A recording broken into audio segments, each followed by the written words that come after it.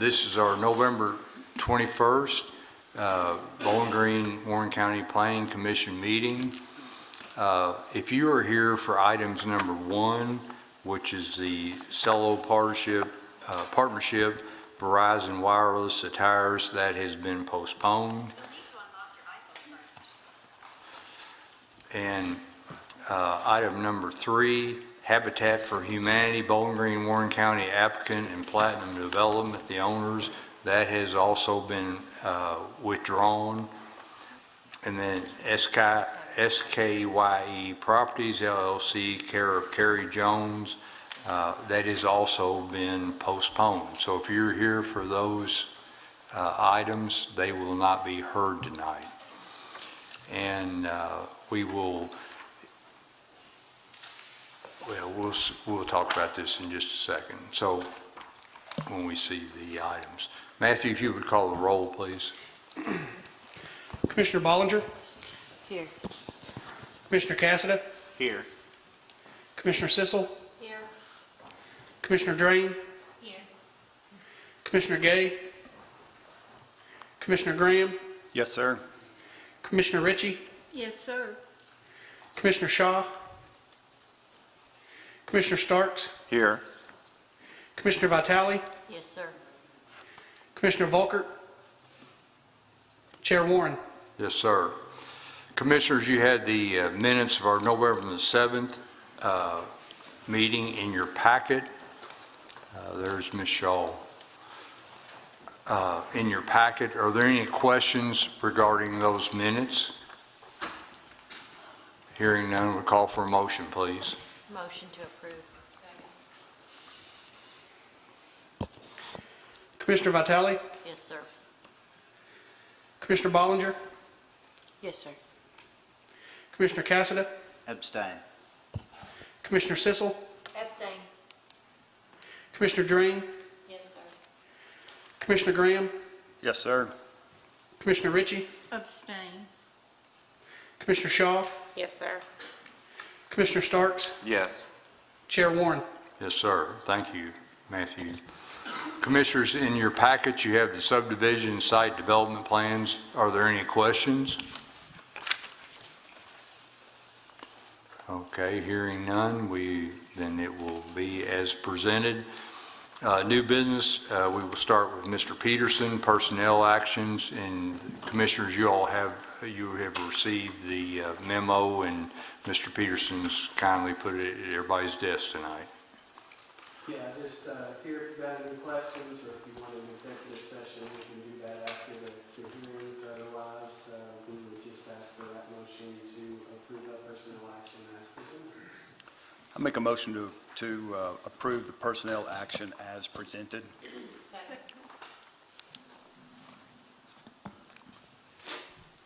Commissioner Graham? Yes, sir. Commissioner Ritchie? Yes, sir. Commissioner Shaw? Yes, sir. Commissioner Starks? Yes. Commissioner Vitale? Yes, sir. Commissioner Bollinger? Yes, sir. Commissioner Cassida? Yes, sir. Commissioner Sissel? Yes.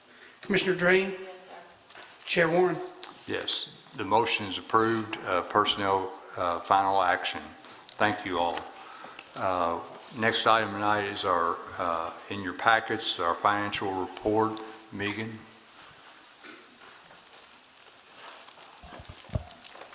All right, everybody. I've got a quick first quarter financial update for you guys. We'll start off with our income for this quarter. You'll notice about 3/4 of the way down, we're at 24.9% of what our total budgeted income was for the year. At this point, we want to be at 25%. We can't really get much better than that. I do want to draw your attention up towards MPO-related funds and transit. You'll notice we're down a little bit in those, but that is to be expected. We're always higher in those categories later in the year. Construction review fees, we're up in those. We're actually, we've already hit our budget as of October so far for this year, so that one's looking great. If we scroll down a little bit to expenses, we're at 25.1% for personnel so far for the year. And if we go to the second page, everything is really in line with expenses. We are at 21.6% for our total expenditures so far for the year. I will bring your attention up under contractual services, under insurance. It looks a little bit high, but we make one lump sum insurance payment for the year, so it looks like it's a little bit high, but we won't have any more payments for that. Everything else is on track. If we flip over to the very last page, just want to bring your attention to our two account balances. For our general operating accounts, we're closed out the first quarter at $734,000, and our subdivision cash surety account was at almost $1.7 million. So that's a quick update. Anybody have any questions for me? Megan, thank you every time for all Yep. you do. But Commissioners, any questions for Ms. Mooney? Looks great. All right, Thank you very much. thank you. There's no motion for that. Commissioners, that's right, I forgot. Thank you, Ben. We need a motion to approve the budget statement as presented. I'll make a motion to approve the budget statement as presented. Second. Commissioner Drain, Yes, sir. Commissioner Graham, Yes, sir. Commissioner Ritchie, Yes, sir. Commissioner Shaw, Yes, sir. Commissioner Starks, Yes. Commissioner Vitale, Yes, sir. Commissioner Bollinger, Yes, sir. Commissioner Cassada, Yes, sir. Commissioner Sissel, Yes. Chair Warren. Yes, sir. The financial report has been approved. Item number 3 is the letters of credit and performance bonds. We see 5 of them. They were in your packets, Commissioners. Are there any questions? I'd just like to make one statement real quick on these. I'm kind of excited to see this list here because this clears off all of the, what I call the old projects that we have had bonds on. Some of them predate my employment as early as 2010. Wow. We finally cleared all of those off.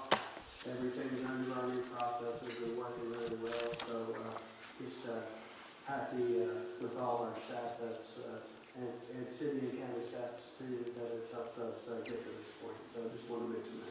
Thank you, Mr. Peterson. Appreciate all the work you guys do. So Commissioners, you have that. Are there any questions? And Mr. Peterson's comments? Hearing none, we call for a motion, please. So moved. Second. Commissioner Graham, Yes, sir. Commissioner Ritchie, Yes, sir. Commissioner Shaw, Yes, sir. Commissioner Starks, Yes.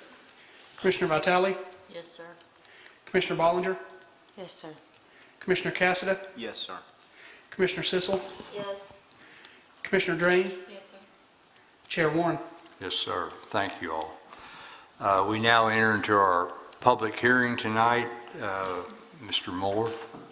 Mr. Ward, I request that you order that the record tonight include all relevant statutory and regulatory provisions, the commission's entire file for each application on tonight's cycle, and the qualification of the staff witnesses, and if you would please administer the oath to the witness. Everybody swear to tell the truth? Yes, sir. Thank you very much.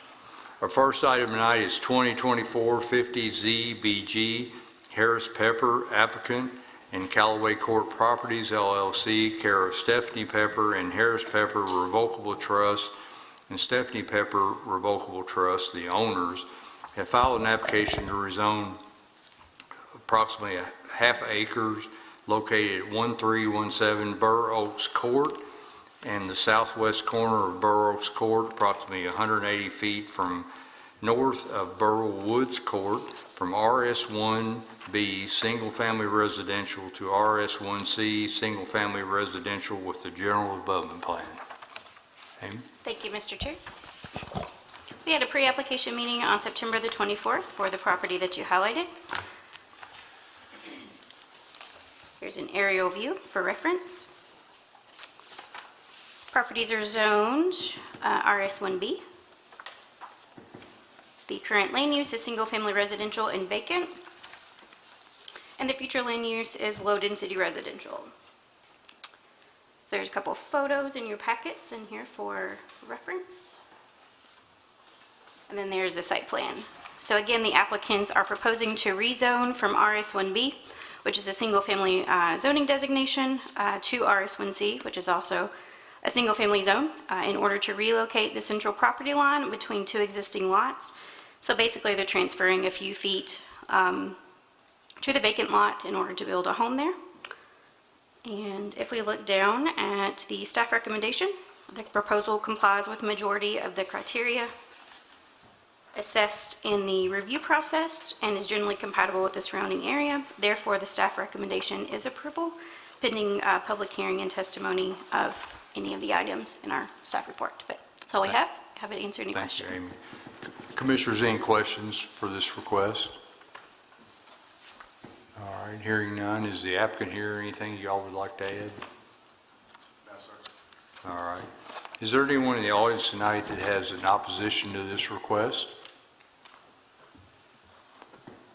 All right, hearing none, commissioners would call for a motion, please. I'll make the motion to approve the proposed zoning map amendment together with and condition upon the general development plan, docket number 2024-50ZBG, based upon the testimony and documents presented in this public hearing. The proposed zoning map amendment is consistent with the adopted Focus 2030 comprehensive plan as demonstrated by its compliance with the objectives and action items presented in the staff report. Therefore, the proposed zoning map amendment is in agreement with the adopted comprehensive plan. Further, I request that this motion include the summary of evidence and testimony presented by the witnesses at this public hearing. Second.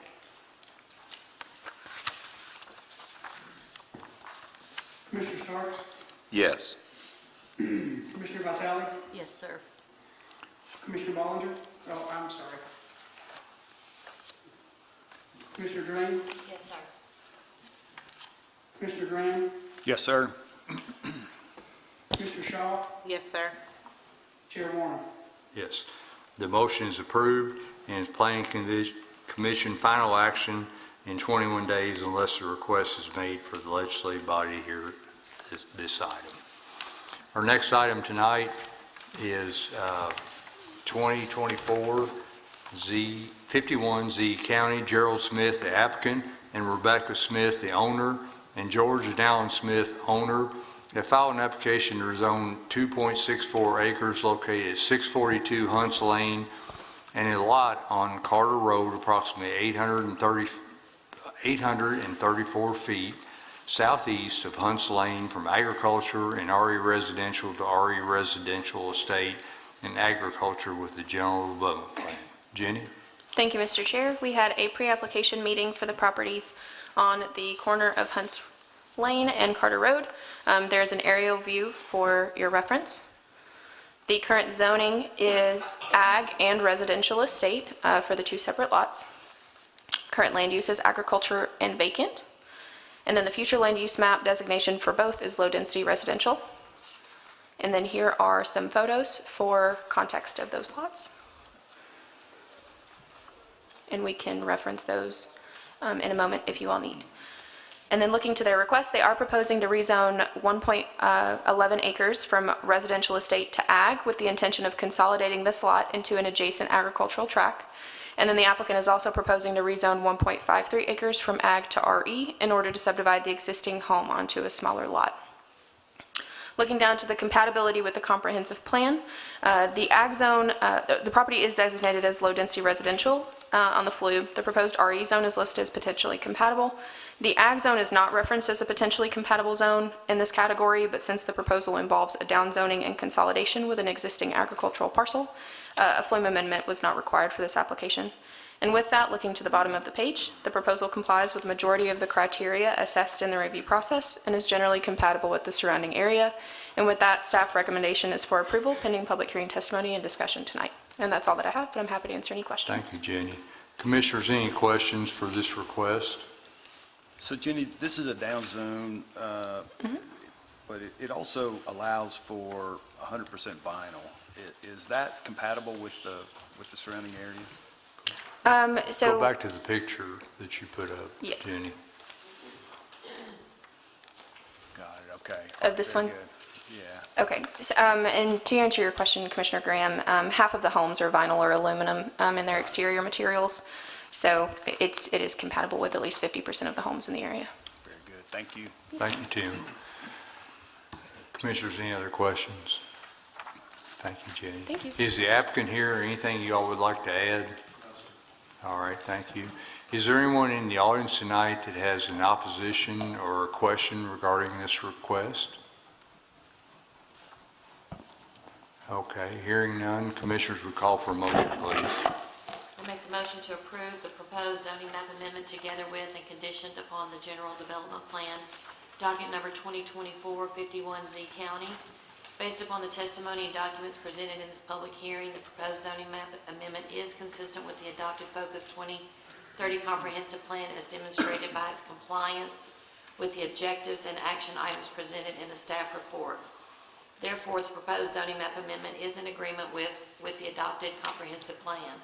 Further, I request that this motion include the summary of evidence and testimony presented by the witnesses at this public hearing.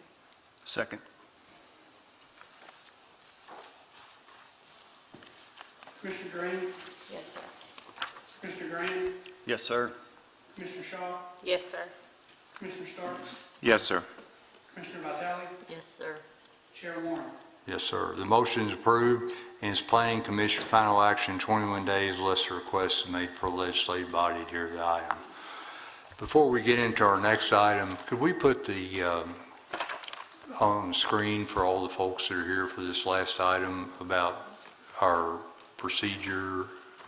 Can we, Yeah, we had it going before the meeting, is that what you're asking? yeah, can we pull it back up in case anybody has a question, or is it, if it's not, it's okay? We can't display it on the separate screen. Okay, no problem. I think we can do that. All right. But if you want to remind everyone, we can do that. I'll forget it. So our last item tonight, we have one item left in, this is Eisenberg Properties LLC, care of Paul Eisenberg, have filed an application to rezone 34.23 acres located on a portion of property at 7171 Glasgow Road from Ag to RS1C, single-family residential with a general development plan. So with this item, we will have Commissioner Drain, Graham, Starks, and Ritchie, who will be voting on this matter. So, Ms. Hurt? Thank you, Chair Warren. Well, there it is up there. So we have just real quick, we have a staff presentation. The applicant makes their presentation. They have 15 minutes. If there's opposition, there's 15 minutes. And then if there's somebody that represents opposition for everybody, 15 minutes. And then everybody individually has 3 minutes to make a comment. So is that understandable? Just so everybody knows our procedure.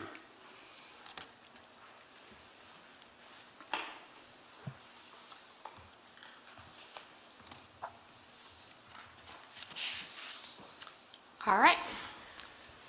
We will continue, and as you mentioned, this application involves a portion of the property located at 7171 Glasgow Road. The area in question actually fronts Smiths Grove Scottsville Road. It's the area outlined in red on the aerial here. And the current zoning is agriculture. The current use is also agriculture, and the future land use designation for the property is low-density residential. And we will view some of the property photos, and we can come back to any of these as needed.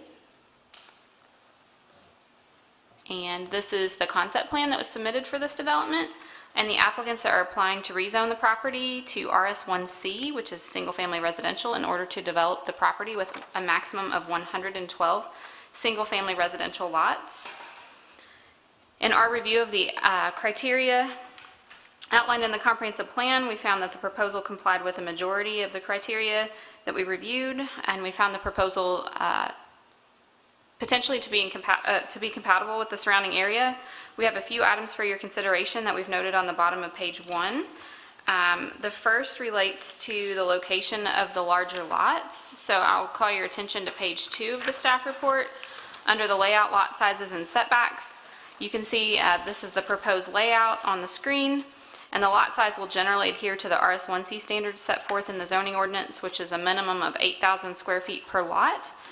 The applicant did further require in the development plan conditions that at least 30% of the lots primarily located around the perimeter of the development will have a minimum lot size of 10,000 square feet, and these are the lots that are generally depicted in blue on the concept.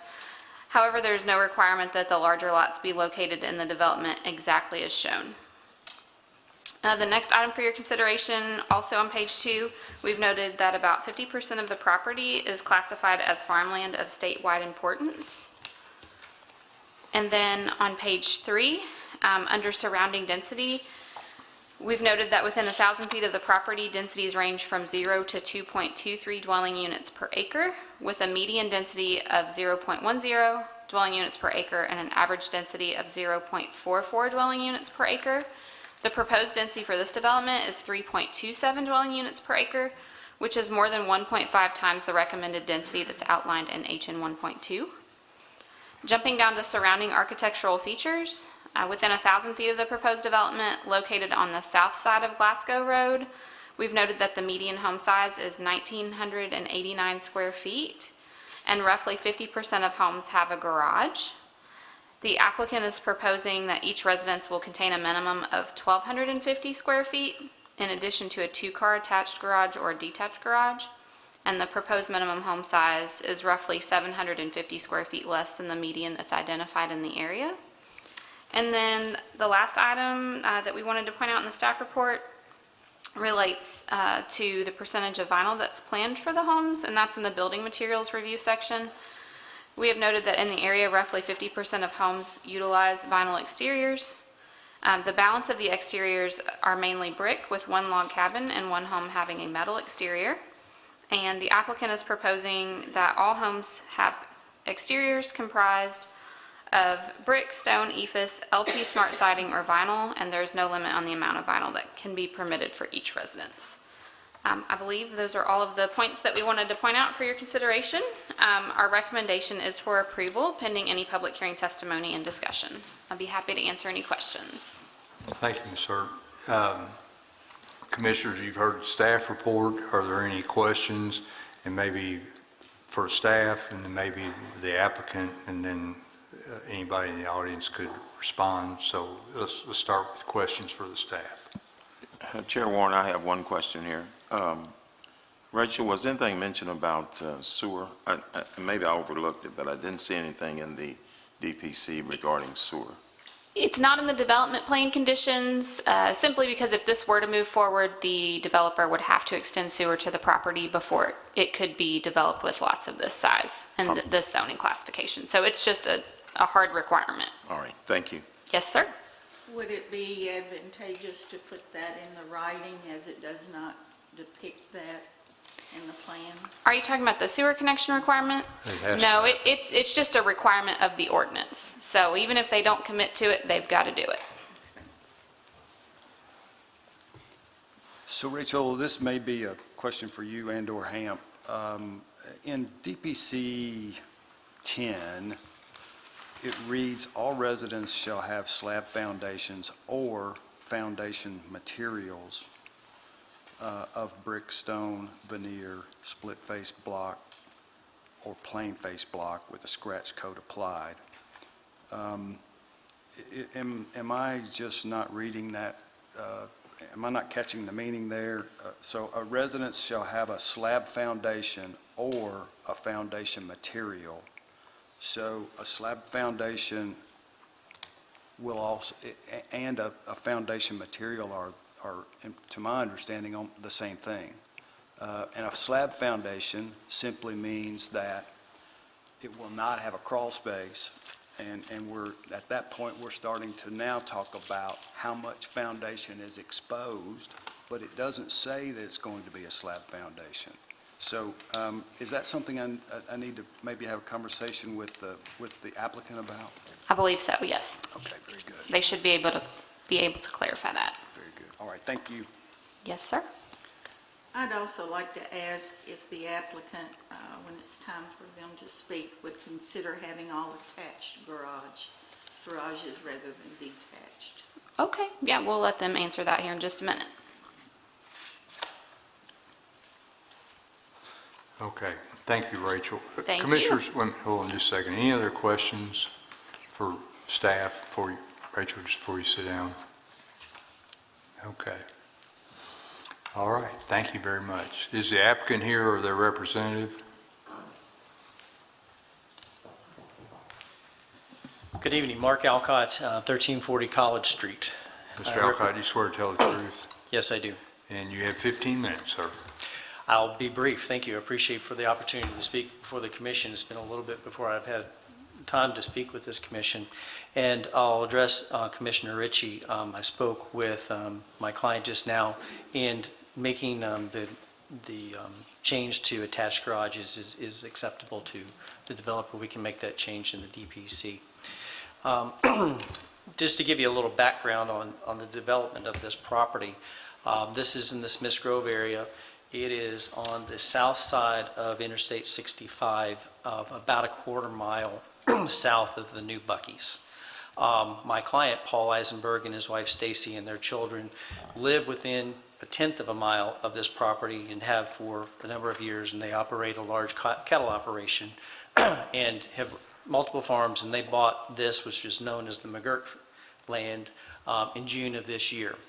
And as a result of the Buc-ee's coming into town, the price of real estate has gone up tremendously. And so in an effort to try to control the property, they were fortunate enough to be able to purchase it at auction. Not often does somebody that lives across the street be able to do that. And so that's what's happened here. This is their home, grew up in Smiths Grove, grew up in the north part of the county. And so the goal here is to figure out a way to help facilitate payment for this and still utilize it for the cattle operation that they have along the way, and see how things develop, because the Buc-ee's is changing the scope of the landscape of Smiths Grove.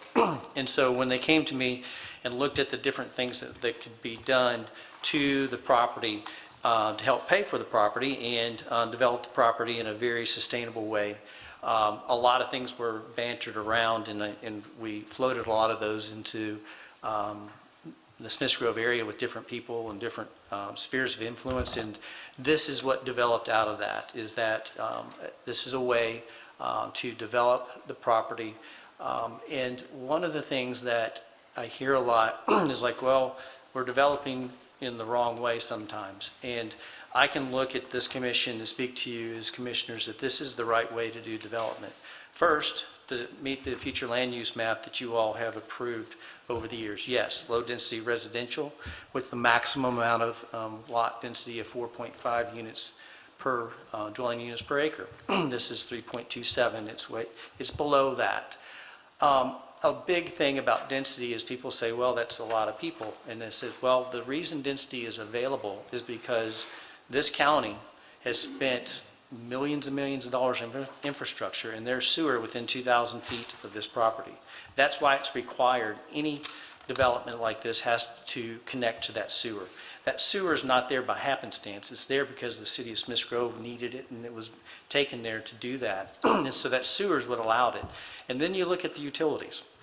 There's a very large electrical power line that goes right across it. The power is not a question in regard to it's already there, it's already existing. The water utilities, all the utilities for water are there. They meet all the requirements for fire suppression. Of course, this will be, this is not your basic development of just putting up houses in the county. This is a subdivision that will have concrete driveways, two-car garages attached. It'll be underground utilities, and it'll have a homeowners association. And one of the things when we were working with staff, staff does a really good job here in helping the developers come up with something to present to you as a quality development, is open space. And you'll see that there's some open space there. And as you know, this is a concept plan. And a lot of the developments that you all have approved over the recent years have been right on what I grew up on a farming family, I have an ag degree, and it's been on prime farmland that there's row crops on. It's flat, it's easy to develop. This, if you look at the topography of this land, it is very rolling, and it's going to be a challenge to work everything. And it's not going to be a cookie cutter like this. It's going to have some meandering streets. It's going to have some depressions. It's going to have some sinkholes to deal with. But it's going to makes for a very unique subdivision in where people can live. We put in there the requirements of putting driveways that are sufficient to put the cars in there and park the cars and have those garages so we don't have that on-street parking issue that you see in some of the developments there. And so the goal here is to do something, and they are planning on developing it themselves. And so any development of this size, even with the developer that does it every day, this is going to be a 2 to 3 year project at best, putting it together with these houses. Then one of the things that we've had feedback from the community is the density. We'd rather see 1 acre lots and that type of thing. But one of the purposes of density from the comprehensive plan is that that's why sewer is there. Because if we put 112 homes on 1 acre lots, that's 112 acres of farmland that we'd be using in that area. And we're using 34 acres here. A lot of people say, well, I'd rather have the 5 acre lots here in those larger homes. Well, that would be a druther of some people. However, that's 500 acres of farmland. Here we're taking 34 acres of farmland and putting a quality development in. And so that's the goal. And the other goal is to make it affordable. As you all have had several developments over the last couple months, affordability is a really big issue because the cost of materials has doubled since COVID. And so the extras that we put in here, bringing these houses in the low 200 to 250 is going to be a challenge in of itself for the infrastructure that we were putting in here, but it's going to be able to be doable with this. And Commissioner Graham, I want to address your question in regard to that, and being a builder, I understand your distinction, which I don't qualify as a distinction sometimes as an attorney, but I think your issue is any of the exposed areas, because the goal here is to put slab, but when we looked at the topography, this is not going to be possible to put slab on everything, but we can put in here that what you're wanting to do is that any exposed block would be scratch coded, that we can make that. I don't know if I'm predisposing your question or getting it to it correctly. You are, and so I don't want to prematurely negotiate here, but maybe plant the seed. So what we've done in the past is if a developer has a flat piece of land, and one that we approved recently was their commitment was to have only 6 inches of foundation exposed.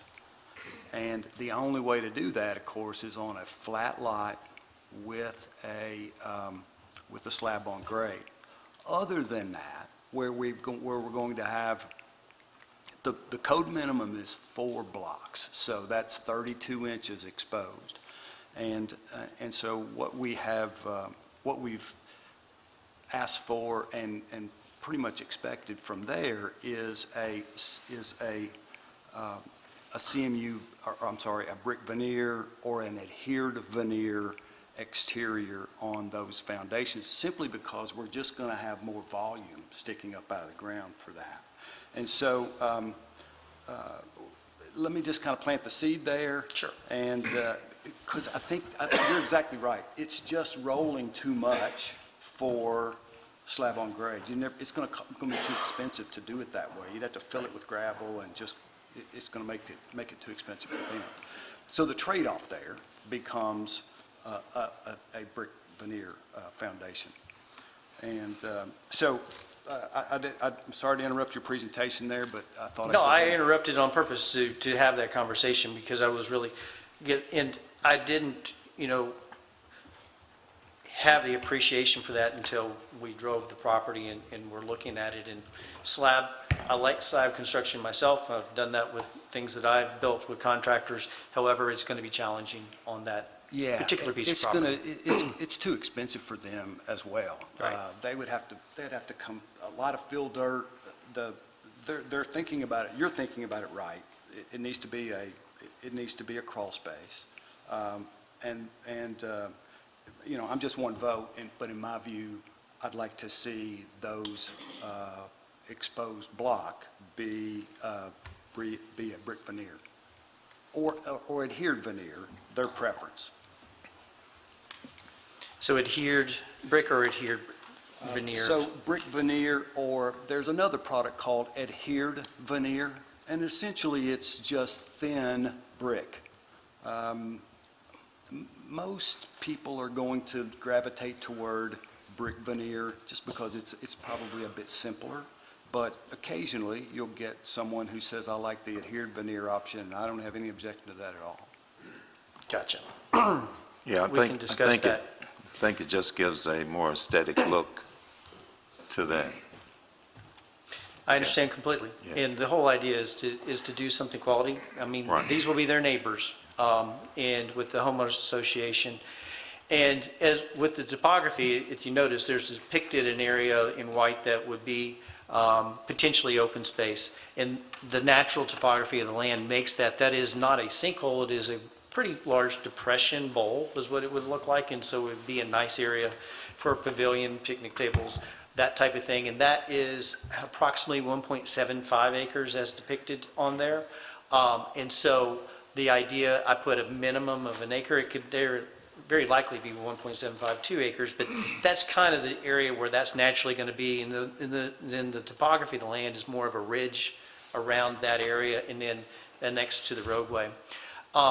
And as we're fitting with the flume with RS1C, which is 8,000 square feet minimum lots, and as we've learned with developers, a lot of new homeowners are looking for lots that are less maintenance, but you still want it to look good. And so with the homeowners association, we are going to put in those things to make it a nice place for people to live and people that are going to have to keep their properties kept up. And that's a lot of the feedback that we've been getting from people in the areas, that they want something that looks nice. When you drive the area of Smiths Grove, there's some beautiful homes there, and there's some homes that have been there a very long time that have not been kept up. And the whole idea is that this will be a quality investment for people to have and to build some home equity. And so it's going to be challenging to, quote, be affordable, but that's the goal. So the other infrastructures there is also, we have Highway 101 and 6880.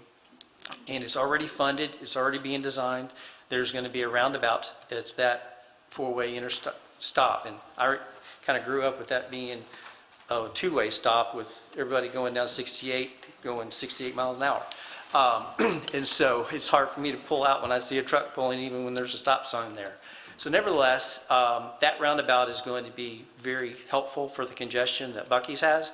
However, this is south of Buc-ee's, and they can go 6880 north-south, and they can go south on, or north, east-west, and then they can go south on the Scottsville Road. And so there's lots of places for that. And so you'll see that a impact study, traffic impact study is not necessary. However, we put in the DPCs to adhere to all the county requirements and all the state requirements that they're requiring. And so that's our goal with that. And if there's any questions that you have, I'll be glad to entertain them. The four commissioners that will be voting on this, any questions from Mr. Alcott? Pardon me? Maybe later. So Mark, how many lots is your client looking for here? There's a maximum of 112, and I will tell you that it's probably going to be closer to 100, but that's the maximum amount with a 3.2. You can't go over the 3.2. And the other part that we discussed with the staff is that they wanted the larger lots to be on Highway 101, which is what we're going to do. And along there's two houses that are just to the south that we've talked to those property owners and talked to them, and we're going to try to put the larger lots. We may, based on the topography, have to put one smaller lot here or there along that curve in that area. But the goal there, at a minimum, we're going to make at least 30% of the lots, which is, I believe, 34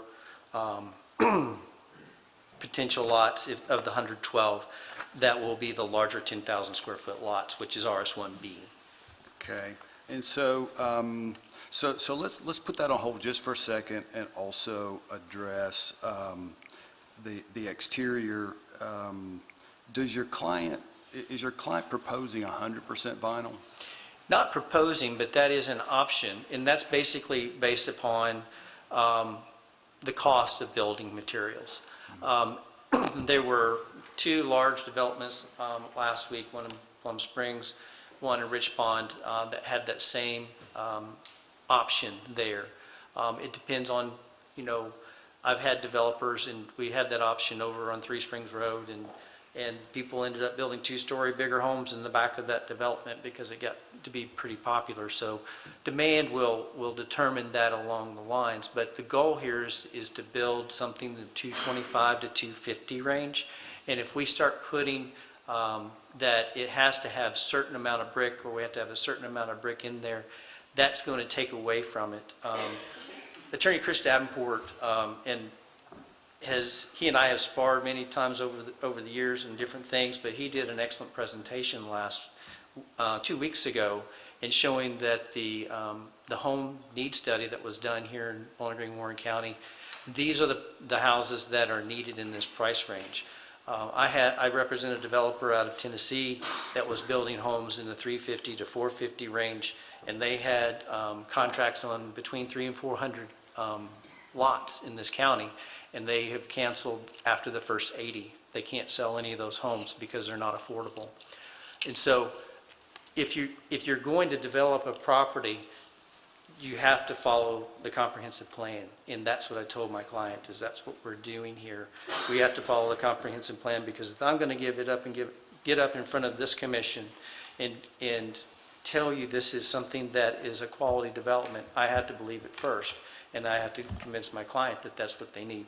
Because every client's going to say, let's build it the cheapest way we can, because it saves money. However, these have I've been in front of this commission many times. We're putting the types of things in here that's going to make this sustainable and something that's good for the county. Because this is a part of the county that there's not any homes available. So, Mark, here's what I would propose, and once again, I'm just one vote, but trying to give you the best path that I can lay out for your client going forward. Yes, sir. Let's talk about density just for a second. As I look at it and I get it, is ACES your, who's? Yes, Brian Shirley's put Okay, this together. all right. So, Brian, sharp guy, but he knows the drill. His job is to put as many lots on here as he possibly can, but when you get ready to do construction, Brian is going to have a conversation with everybody and say, guys, the terrain and the sinkholes and all those things are going to prevent us from getting 112 lots. He's just looking for latitude, which is smart on his part.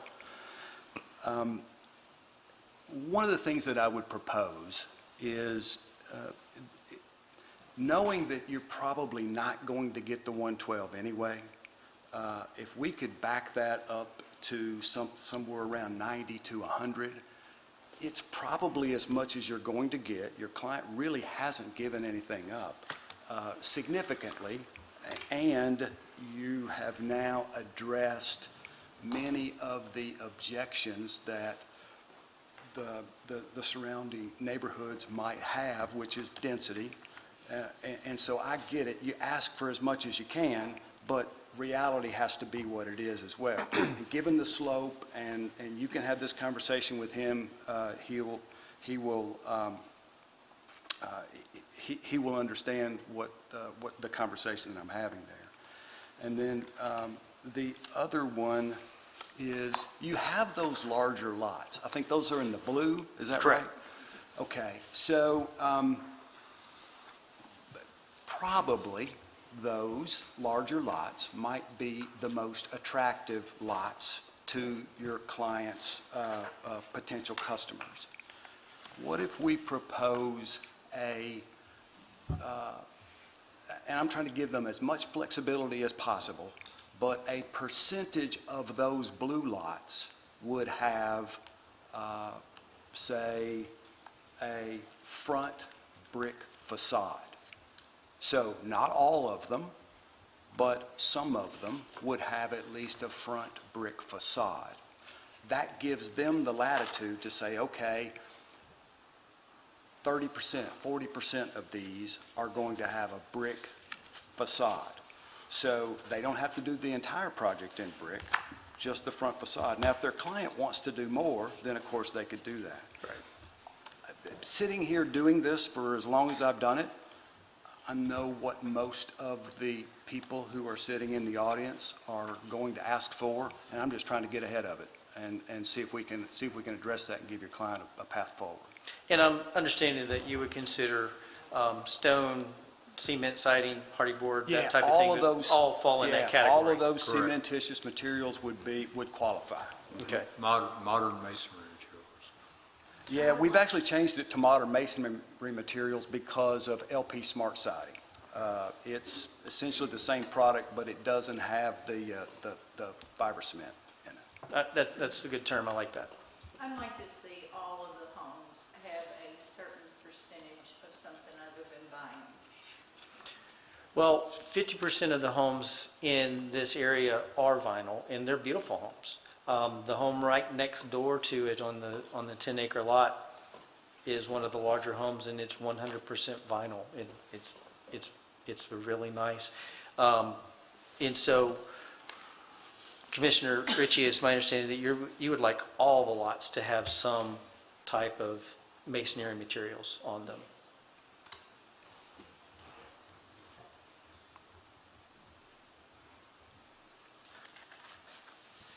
And I understand your density issue, and I come from this from a farmer perspective, because I've ridden a tractor a lot over the years, even though I don't look like it right now. The farmland and the prime farmland, this is not prime farmland. This is prime farmland that it is important to the state. And it's a cattle operation, it's been a cattle operation for a long, long time. The topography does not allow for grain farming. However, the whole purpose of density and the whole idea of density is number of people. And so the number of people that you have coming and going is more of the size, because the density you're talking about is end up the size of the lots.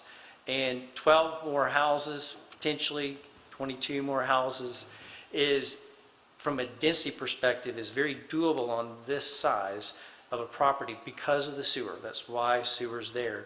And when we put more houses on the smaller footprint, we're preserving farmland down the road. It's like I said, we would take 500 acres for the same number of houses if we went a 5-acre lot. And so that's why we have the sewer. And the other side is that this is low-density residential, so we can't put RS1D like the projects last week were. And this is fitting within it. But I understand that request, and I will take that to my client. But probably before I go meet with the client, if there's people that want to discuss or make comments, Absolutely. I'd like to do that. Just kind of just feel the temperature of the room. Anything else from the other commissioners? Mr. Alcott, I have one other question on DPC number 9. Single-family residence on all lots will be constructed at a minimum of 1,250 square feet. Do we know how many of those homes will have that square footage? All of them will have a minimum of that. All of them? Okay, 100%. okay. And the distinction that makes it jump into the 200s quickly is the concrete underground utilities and the 2-car garages. Is, you know, the ones that were approved last week were all 1-car garages. And that was the concession early made on in making this something that I could present to you as a quality Thank you. deal. And Mark, this is a bookkeeping issue, or a housekeeping issue probably, but if we could, let's look at DPC number 10, just the way it's worded, where that "or" is inserted there, and maybe get something that a knucklehead like me could understand. I think we've they've agreed to what Ms. Ritchie asked for the garages to be attached. So Yes. DPC 10, though, address, it says, Materials. it says a slab foundation, which we've talked about, we're not going to have a slab foundation, we're going to have. Some may, but more than likely, Right? Or foundation materials of, okay, I see what you're saying. So, Mr. Graham, may I suggest that 10, as I hear it discussed between you and Mr. Alcott, that 10 would now delete slab foundations from that sentence. Mark, are you trying to keep that open for your client? we'd like that as an option. Yeah. Okay, and I don't have any objection to that, but here's what I would suggest. As long as we address the foundation materials, we can strike the type of foundation out completely. So it doesn't matter whether they do a slab or they do a crawl space. Okay. If we address the exterior veneer, we've got it for both instances. So I would suggest that number 10 would now read, all residences shall have foundation materials of brick or brick veneer, period. And that's Isn't the, that what I heard you say? And we talked about the scratch code. well, we've taken the scratch coat out Okay. because they can't do within 6 inches of Okay. the finish. So we're back to crawl spaces, and so we're at brick veneer, and that's what we're requesting. He have a conversation with his client about. And so if we put foundation materials of brick, brick veneer, stone veneer would be, fits the criteria we've been discussing. That's correct, yes, sir. Split face block would be. Taking removed. split place and block out with the Right. scratch coat. Correct, yes, sir. Okay.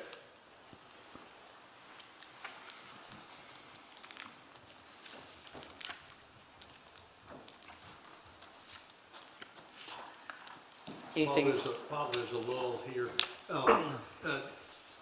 Mark, number 13 is the only place in these DPCs that the homeowners association is mentioned. correct. And I'd like to inject or insert the word mandatory before homeowners association, so we've recorded that this HOA is a mandatory feature. That's not an issue, that's fine. Didn't feel like, I thought that's what you intended. And then we talked about removing the detached provision from number 1. And so we'll take garage attached, remove either or detached. Just leave the word attached, Yes. or just put attached in front of garage. And Mark, I like your idea of hearing from the audience before you address any of these, just so you can see if there's anything else that comes out of that discussion.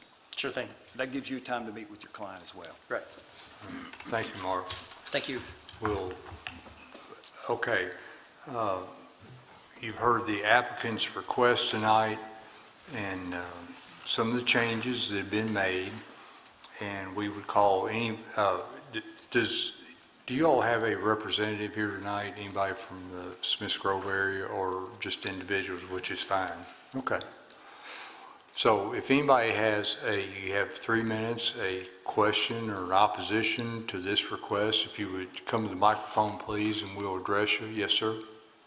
You come to the microphone, please. Yes, sir, your name and address? Ronnie Wilson. Mr. Wilson, your address? I'm right up the road from this property at 5212 Scottsville Road. Yes, sir, you swear to tell the truth? I'm sorry? You swear to tell the truth? Oh, I usually do. Thank you, Yes, Mr. Wilson. I've lived in my house there for 50 years. I've been in the Smiths Grove area for 58 years. And me and a lot of people, we think Smiths Grove is a special place. And right now, the world is focused on us and Warren County, it seems.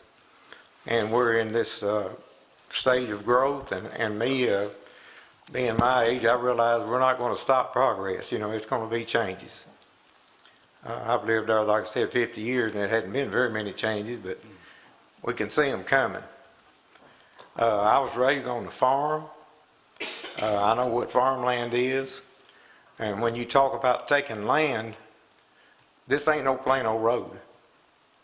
I've always said that up there where I live, of course, I don't, want to have all them houses around me, but where I live, it's just terribly rocky, and it's just not the best. It's pasture ground, really. It's not the best farmland compared to, like I said, plain old road area. But my opposition is, I have nothing against anyone, but I think that and I've talked to a lot of Smiths Grove neighbors and friends that can't be here. It looked like it's just way too many houses up per acre. And so that's a real concern for everyone. Well, we want a pretty Warren County, don't we? We all want the same thing. We like black paint fences and horses grazing out there, and the flags, all that's pretty. We got a pretty county. And I think that it should be all of our aim to in this comprehensive plan and all that, we ought to be wanting to have a pretty county. And I believe we do. And so I would just like for the commissioners to just put that into their thought about the size of the lots. We have a subdivision in Smiths Grove called the Meadows. I'm not sure, there might be 2 houses per acre or whatever, but it's a nice subdivision. I thought, well, I could go with something like that. It's a decent looking place. And that's what we're shooting for. We would like to have, we know we're going to have growth. We would like to have a nice neighborhood if they're going to put one in. But don't jam the houses up or you can about touch, each house. All right. Thank you, Mr. Wilson. So thank you. Mr. Wilson's comments were the loss of farmland, the amount of density, and the aesthetics of this development. So if anyone else has something they would like to say that's different than that,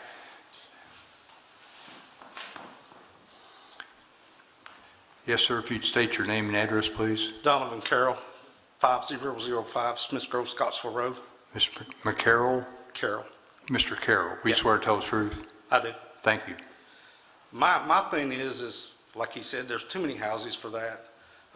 We'd rather see a subdivision like the Meadows.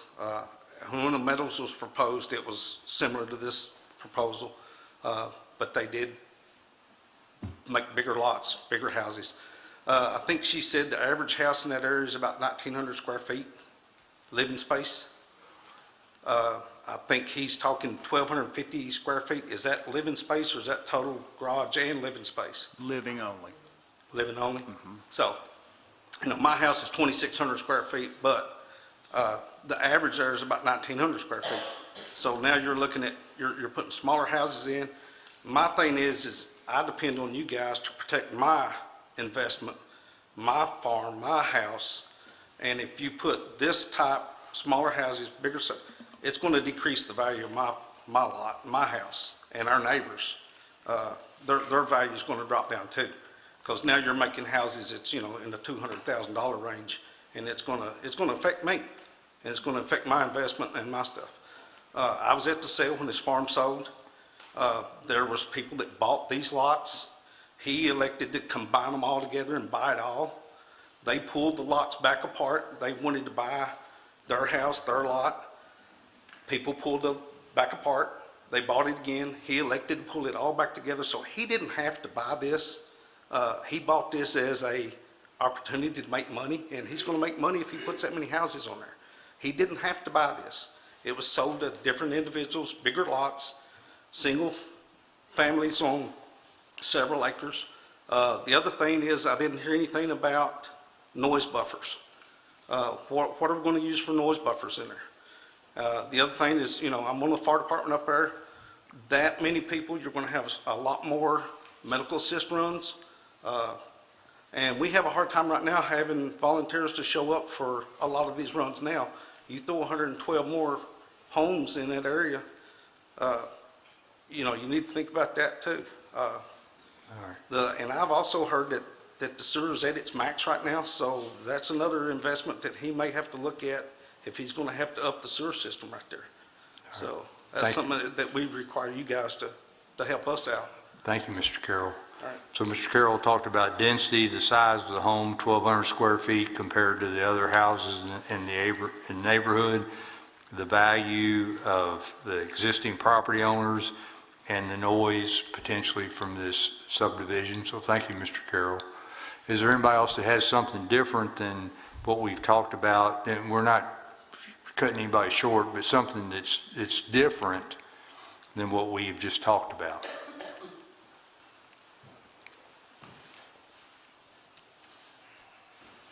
Yes, sir. Your name and address, please. Bradley Walden, 4836 Miss Grove, Scottsville Road. All right, Mr. Walden.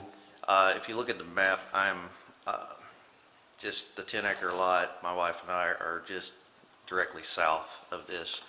And you guys have spoke a lot about the topography. I have concerns about the back side of my property. I can't see back there because the top, you know, it's very rolly. If things are done to kind of mitigate that, I'm very concerned about, you know, during flood states. Will that water come down and wash out my driveway? Will that be a problem? You know, where does that water go? Because right now, it does kind of pull up there a little bit, but the sinkholes and everything, you know, nature kind of takes care of it with the aquifer. So that's really the main concern that I have. I do like the idea of lots of trees and natural land, not natural barriers between, you know, what's going to be residential and agriculture. I do love that. I like that it's in the plan, and I'm very thankful for that. But, you know, there's still issues of nature that do concern me as far as I don't know how that works. So I do have those questions. Thank you, sir. So, Mr. Walden, this is one that does come up a lot, and some of the other people might have this question as well. So with the chair's permission, I'll go ahead and address that one. It is assumed, in fact, it is required, let me say it that way, that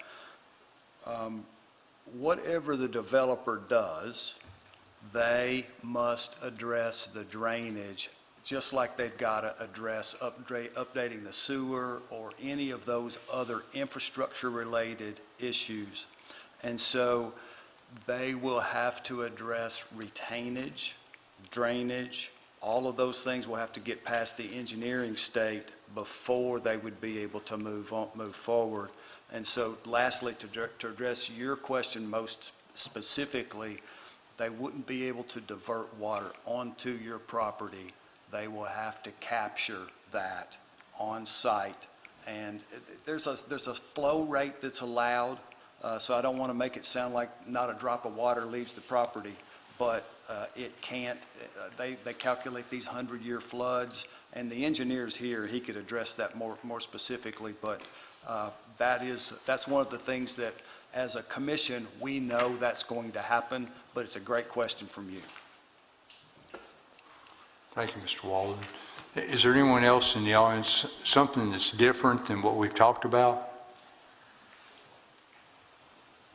Yes, sir. My name is Drew Rogers, 4956 Miss Grove, Scottsville Road. Mr. Rogers, swear to tell the truth. I do. The only issue that I wanted to bring up is it mentioned that there were going to be trees planted along the barrier. So with the Lockharts, the Walden family, and myself, we all live just south of where this is going to be. It mentioned there was going to be, I think, 6 evergreens and 3 deciduous trees per every 100 foot.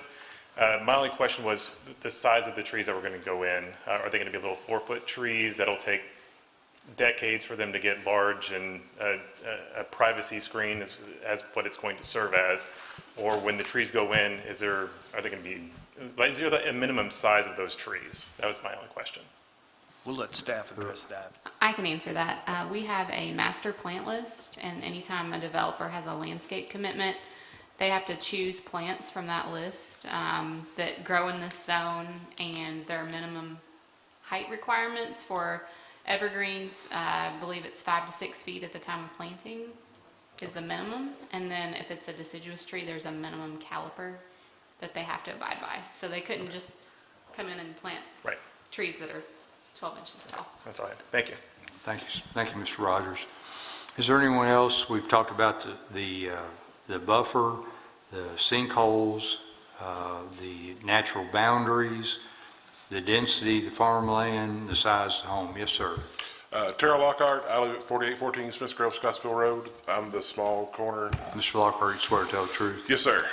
To the tree issue, so I will have 3 properties directly around our property line. Is there any type of structure, like a fence or a barrier? Somebody said something about a sound barrier. Because I don't live in an HOA, I don't want to adhere to the rules of an HOA, and I don't want to be affected by an HOA. I don't know what the options are, but, you know, if I don't cut my grass, I don't want a letter from the HOA directly behind me saying, hey, your grass is an inch too tall. So I think staff are, Well, I know I won't have to belong to, but like, I'm sorry, I apologize. You won't have to belong to an HOA. You will have to conform to the property maintenance standards that everybody in Warren County conforms to, but you've got lots of experience doing that already. So Right. don't suppose you will have any problems going forward. It's not so much the adhering to property standards, it's just that there will be 3 homes with 3 homeowners who are paying for an HOA. So maybe they don't have an actual legal standing. It doesn't stop people from, I just want to know if there's anything we can put between my property and theirs. Because the north end of my house is maybe 20 feet off the property line. And, I mean, though, that corner lot right there, those 2 that meet the corner, there's not much room for a house. which lot are you referring to? So I am the very bottom rectangle to the left. Got it. It says Terrell and Murray Lockhart. Okay. So, I mean, I will, yeah, right there. It's not right here. Yes. So those are already odd-shaped lots. Like I said, I don't know what can be done, just concern that I have. All right, very good. I guess I may just, I may just mention there's nothing in the ordinance that would be required, but the applicant may be willing to address that as a separate issue here in a minute. Thank you, Mr. Lockhart. Is there anyone else that, in the audience tonight, that has a question regarding this request, or appreciate all your all's comments? Okay, hearing none. Mr. Alcott, if you would. Give me about 2 minutes. Okay. I wanted to hear it, and I'll be right back with any of the accommodations that have been requested. All right. Can I say one more thing that's a little different? Yes, sir, real quick. So, and this doesn't so much affect this, right? But there's talk of several houses, you know, maybe over 100 being built on Head Street, and then a development called The Grove. And it's not just this, but if you stack this and that and the other one in such a small community, eventually that's going to strain, you know, the little North Warren School. It's going to strain the volunteer fire department. And that's not anything to do with this development or who's presenting it. But it would be, if things like this continue to happen in the area, it would be wise, I think, to have that foresight. And I don't know if those conversations are happening. Yes, sir, they have, and we've heard some of the other cases, and they stand alone on an individual basis. So thank you for your comment. Yes, sir. Mr. Alcott, you've got 2 minutes with your client.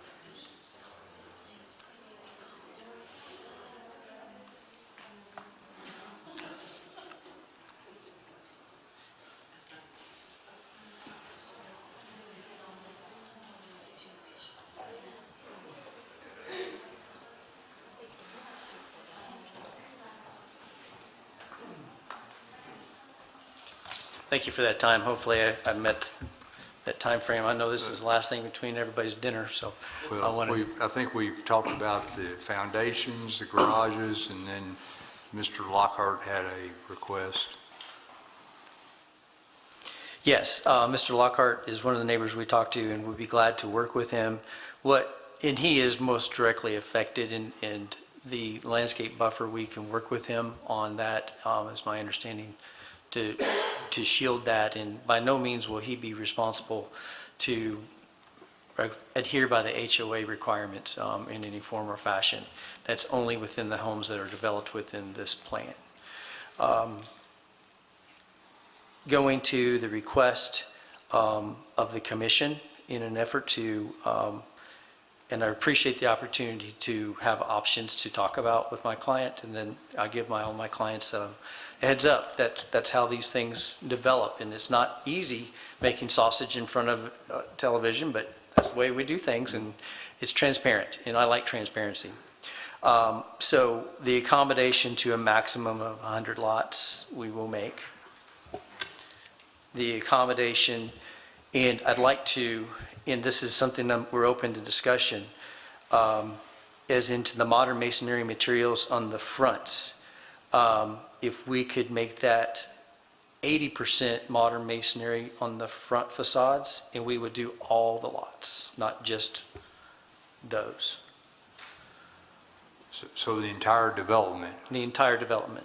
the front facades will be 80% Masonry. modern masonry. Basically gives the option on the eaves, so to speak, but, more than likely, if it's going to be masonry, it would probably be hardy board in the eaves, but just giving some options to work with So there. I was about to ask that question, you've addressed it. So this will help you with your client. What he's really proposing is 100% because we exclude soffits from that. Okay. Yeah. So that's great. If you're okay with that, I don't think, I would suggest that you go ahead and propose 100% masonry on the front facades, excluding soffits. Yes. That is perfect.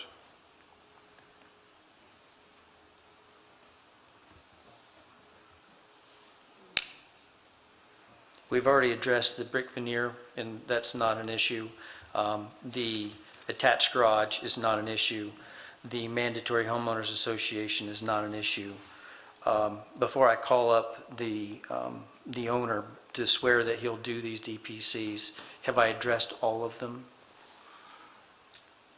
I have a question regarding Mr. Lockhart, and you addressed this, but he's 20 feet next his corner lot, what are you proposing? And I didn't really understand what he was needing or wanting. Well, he mentioned a fence or property or something, or I think we need to put that in. A buffer of some sort. And that's what we have in here is the landscape buffer percent Okay. the comprehensive plan. I did not address it. I'm sorry. No, it's okay, Mark. I was understanding his issue, and I was assuming that the landscape buffer would be sufficient, but let me talk about his. Since it's such a small area, Mark, linear feet wise, how about a plank fence for those? He would have just those lot perimeters for that particular lot, something like that. Along the perimeter of In Mr. the- Lockhart's property. In In that corner. addition to the landscape buffer. May I say something? So on the short end, yes, sir. Real quick. And this is for the homeowners to be, on the short end, whoever previously built the pole barn is literally 5 feet off the property line. Our pole barn? Yeah, the one on our property. When we purchased the house, it was on there. You could touch the fence and the pole barn. So that would honestly be a selling point for the person to buy it. Because, it's a pole barn. It's not going to aesthetically. Mr. Lockhart, I think what we're trying to address is you're down there in that corner lot. Yes, sir. What is agreeable with you? Personally, I would like a fence. I don't know. I think that's what they just recommended. Right. I'm just saying, if there's any debate, the one end is a pole barn that is not going to fit aesthetically with their HOA. I mean, this will be a selling You're point. not in the HOA. What we're talking about is what you've requested in that corner lot. What is agreeable with you, with the applicant and their attorney to, Correct. So a wood plank fence would be agreeable? Wood for you? plank fence would be fine. And well, I understand, I'm not in the HOA. The person that buys the lot at the end will be feet within a pole barn that I'm sure they will not enjoy. okay. So, I mean, like I say, if it's a question. So you're agreeable with the plank fence? Yes, sir. If the applicant, okay, that's Yes, what sir. we, that's Okay. what, Rachel says 6 feet. 6 foot tall plank fence. Yeah, I'm agreeable with that. That's the standard in the ordinance if we're talking about For a, buffering. so for a Yeah, privacy just a fence? 6-foot Privacy fence. Yeah. Okay. Right, because I don't believe the trees will, I see. I suggested a plank fence. You're saying more of a privacy fence. Very good. Well, that could be a type of privacy fence, a plank. Okay, Yeah. all right, right. thank you, Mr. I agree, yeah, thank you. All right. I think a 6-foot plank fence, I'm 5'7", so a fence is fine, and I think the landowners can figure out which fence is going to be best, and we can just put a privacy fence of some sort. And That'd be fine. I think that would be, Yeah. we'll be glad to do that. Okay. Are there any other contingencies before I bring my client up to swear that these DPCs will be? Mr. Yes, Moore, do you have them Commissioner. all? Mr. Moore? Yes, sir, I think I understand what they are, and I'll let Mr. Alcott question Mr. Eisenberg, and Commissioner Rishi has a couple more, but I'll do that. I'll be glad to put him before, but we still have another comment or question. Ms. Ritchie, do you have something else? I'd like to ask that your client consider increasing the square footage in the homes. That's one of the things we've worked out with trying to keep these, and with the changes on the difference of lots, it's really pushing us into that range of homes that cannot be afforded. Is it based upon, one of the things that I'll point out from what the staff report shows, it says homes in the area, and that's homes within 1,000 feet. And so that is very, very close. If you look at the homes in the quarter-mile area to the half-mile area, they are significantly smaller. The one street next, before you get to it, when you're coming from the Bowling Green, there's about 10 to 12 homes that were built probably in the Farmers Home Administration days that are the small footprints on the large lots because they had to be on septic. And they don't have any homeowners association regulations. And so they're 30 years old now, and they have lots of outbuildings and things that are not there, but they're in that same size frame of this. Do you have a proposed square footage that you are proposing?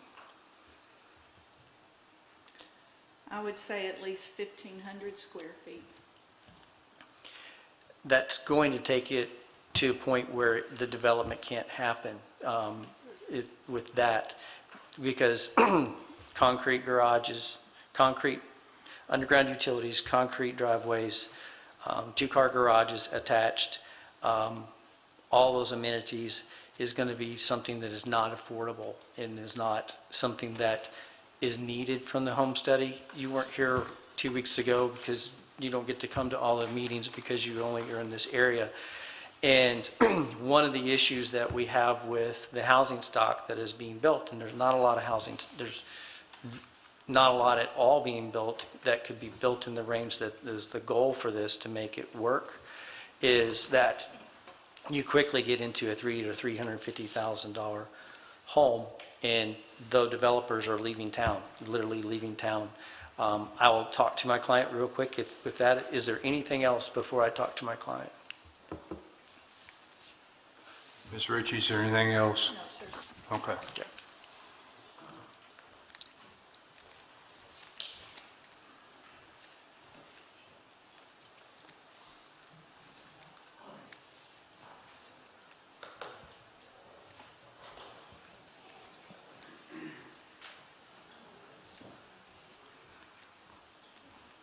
Sometimes when I'm up here talking to the commission, I don't see the practicality of things sometimes. And my client just said is that is a minimum square footage of heated and cooled space, not including the garages. The 1,200, The 1250. 1,250, excuse me. 1,250 square feet. And these homes, as I was talking with Commissioner Graham earlier, we did a development on Three Springs Road with a very similar type of footprint as a minimum.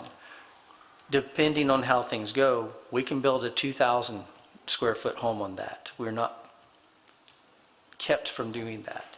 And so based upon demand, if people want to live in Smiths Grove, which Smiths Grove is one of the prettiest parts of our county, those homes may get larger by demand, but trying to keep them within this range, we're respectfully going to stay at a minimum of 1,250, but they don't have a maximum size. They could be 2 stories tall. All right, thank you, Mr. Alcott. Ms. Ritchie, does that answer your question? Okay.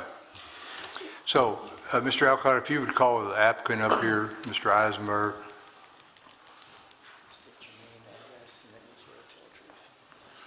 Paul Eisenberg, 4140 Smith Grove, Scottsville Road. Swear to tell the truth, Mr. Eisenberg. Yes, sir.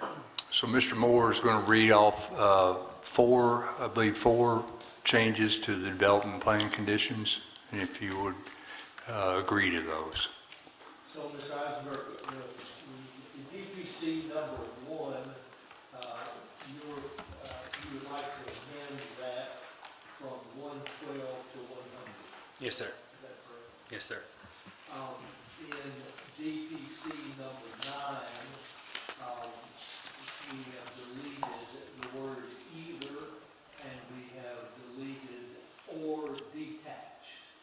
So in effect, you are proposing that all homes would have an attached 2-car garage. That is correct. Yes, sir. In number 10, number 10 will now read, all residences shall have foundation materials of brick or brick stone veneer. Is that correct? Yes, sir.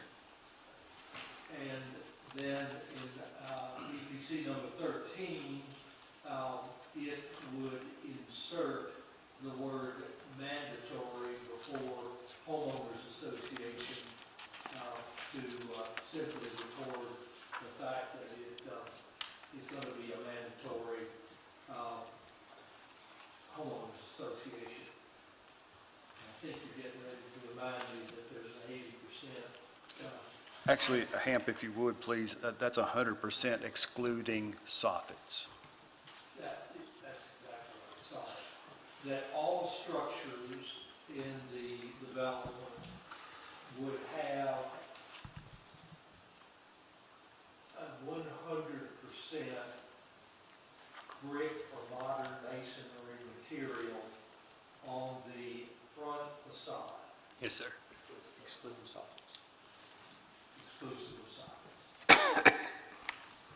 And finally, I think we discussed your agreement to build an opaque plank fence around Mr. Lockhart's with a height of at least 6 feet. I think we said we would do a privacy fence of some sort, not necessarily plank. Is that your agreement, Mr. Eisenberg? And Hamp, what about the number of lots? He addressed it. I'm sorry, I didn't hear you. Excuse me. We reduced that from 112 to 100, yep. All right, Mr. Eisenberg, do you agree to all these development plan condition changes? Yes, sir. Thank you very much. Thanks, sir. All right, anything else? No, we respectfully submitted to you for a vote. Thank you. Thank you. All right, Commissioners, you've heard the request, and you have also heard the development plan conditions changes, so would call for a motion for this project, please.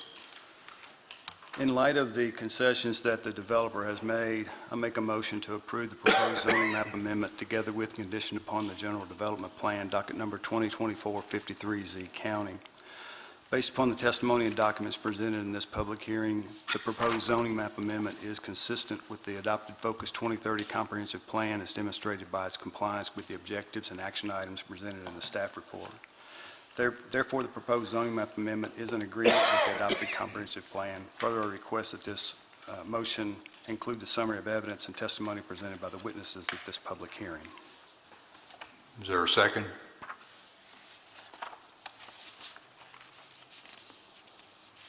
Second. Matthew? Commissioner Graham, Yes, sir. Commissioner Ritchie, No, sir. Commissioner Starks, No, sir. Commissioner Drain. Yes, sir. All right, we have a tie vote. And so Hamp, give us that one more time when we have a tie vote.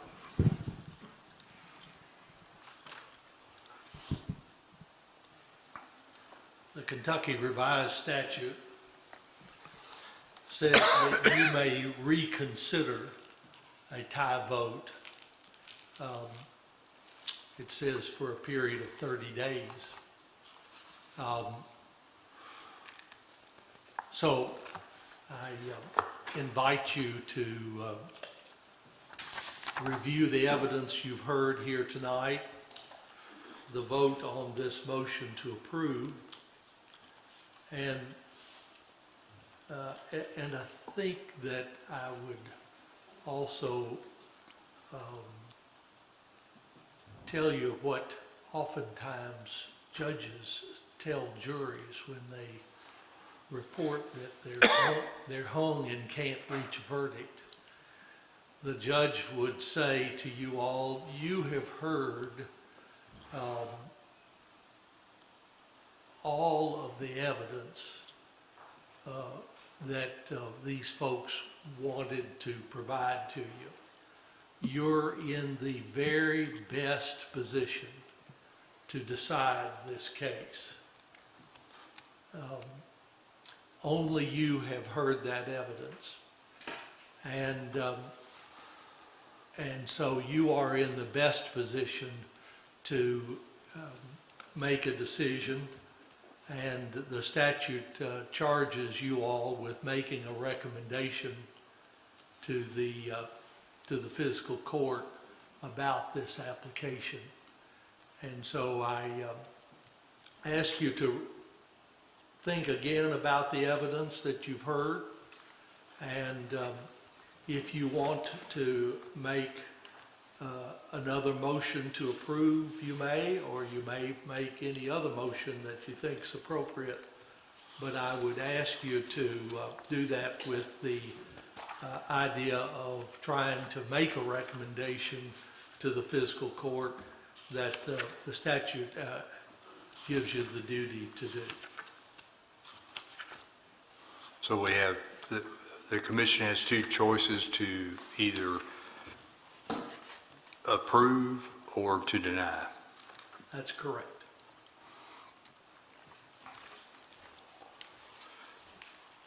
So the four commissioners, Your Honor, I've been keeping my finger on the pulse of this room for a while now. And one of the issues we have is that when you have an even-numbered people, the vote ties happen. And I understand people's positions, and I'm perfectly respectful of those positions.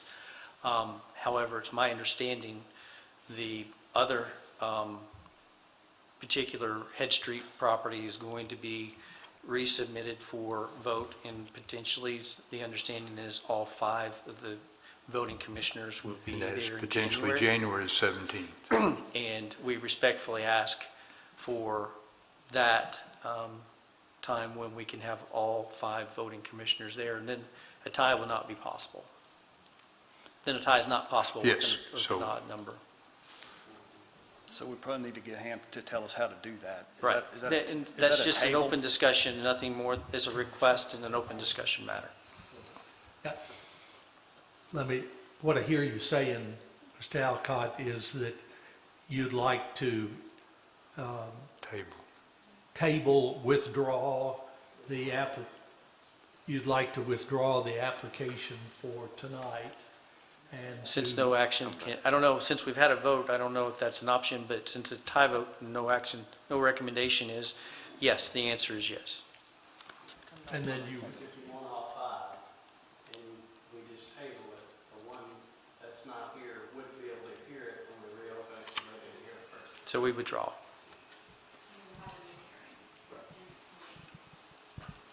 Would the new hearing consist of the changes? We have no reason to change anything that we've agreed with this commission. It would be a new submittal with the changes, is that correct, Mr. Peterson, that have been agreed to tonight, or do we hear it again? That would be completely up to the applicant, because it would technically be their Yeah. application and a new application. But I think we all get the picture, and we would strongly suggest that he not submit anything less than what he's amended tonight. And I can represent that we will agree to all the changes that were made this evening Okay. with the new application. So the way we hear it, the way we end it tonight, this motion has been tabled, is that correct? Withdrawn. Withdrawn. application has been withdrawn. Withdrawn until the next hearing, which would be January 17th, is that correct? 16th. 16th, excuse me. January 16th, and we have verbal confirmation of all five potential So voting. what happens if one of us isn't here? If one of us not here, for the Head Street application, we will not be able to hear it, and then it would get pushed to the second March meeting, because the fiscal court gave specific instructions that they want all five potential voting members to be present. And then I would be up to this applicant, I guess, to make that decision. But it sounds like we may not go forward with this one either if all five's not here, since that seems to be what I'm hearing. I can't speak for them, but So Mark, would you so one commissioner hasn't heard this yet. Do you present, that's a question maybe for Hamp as well. Does he represent and let that Yes. commissioner know Yes. what And the Head what Street concessions he also. made and all that stuff to get them? up It to ought to be exciting with both of them here. Okay. There's been a withdrawal, and so there will be a new hearing commenced. Got it, okay. So we're just kind of starting from scratch there. Okay, very good. Except we won't go backwards on any agreements that we have tonight. Our DPCs will remain amended. We will stay with those as amended. I'll actually submit them, and they'll be notarized as part of the record. Thank you, Mr. Alcott. Thank you. All right. Thank you all for being here tonight. Mr. Peterson, any other discussion items? no, I think I'm good for tonight. All right, thank you all. We're adjourned, and we will see you, everybody, December the 3rd? Yes.